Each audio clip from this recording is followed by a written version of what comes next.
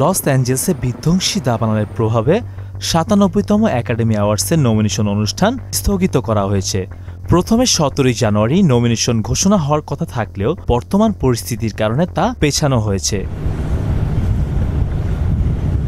দক্ষিণ ক্যালিফোর্নিয়ার বিশাল এলাকায় লেলিয়ান শিখার গ্রাসে ব্যাপক ক্ষতি হচ্ছে।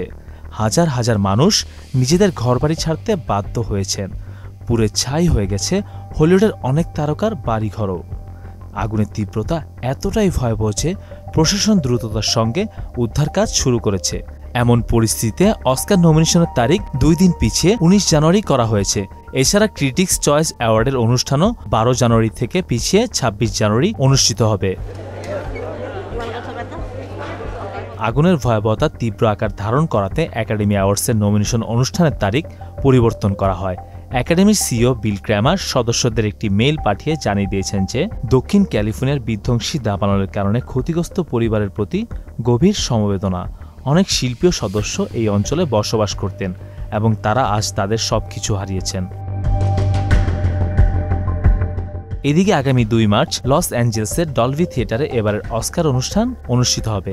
অনুষ্ঠান সঞ্চালনা করবেন কনান ওব্রিয়েন। বুধবার রাতে হলিউডের হিলস এলাকায় আগুন লেগে ব্যাপক ক্ষতিগ্রস্ত হয়। আগুন নিয়ন্ত্রণে আনতে প্রশাসন যুদ্ধকালীন তৎপরতায় কাজ করছে।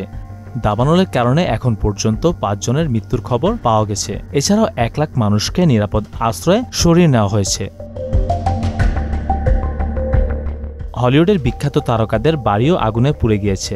বিলি ক্রিস্টাল, ম্যান্ডি মুর, প্যারিস হিলটন এবং ক্যারি অ্যালয়েসের মতো তারকারা এই দুর্দিনে ক্ষতিগ্রস্ত হয়েছেন। এই অগ্নিকাণ্ডের কারণে তাদের মধ্যে দুশ্চিন্তা দেখা দিয়েছে।